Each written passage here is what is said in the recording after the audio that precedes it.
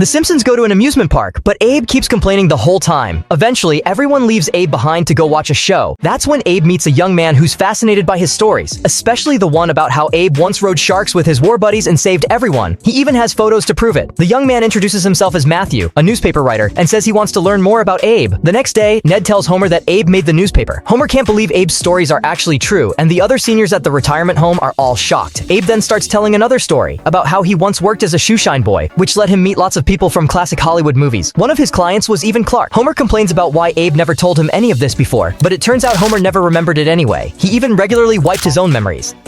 Abe has even more stories to share, but this time they attract someone from Hollywood. That person angers the other seniors, so they throw him out.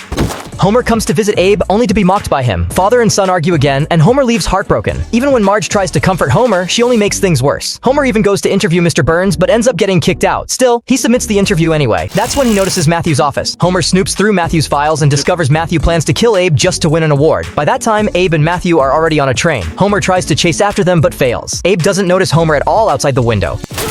Matthew prepares to suffocate Abe while he's asleep, but Homer finally catches up. Matthew pulls a gun, and Carl even gets carried away by a pole. Homer and Matthew struggle, but Homer loses. Then Abe, who is actually pretending to sleep, suddenly attacks Matthew. Even that doesn't work, so Abe slams on the train's brakes, killing Matthew with the force of inertia. In the end, Homer and Abe finally reconcile, and this time, it's Homer's turn to tell everyone a story.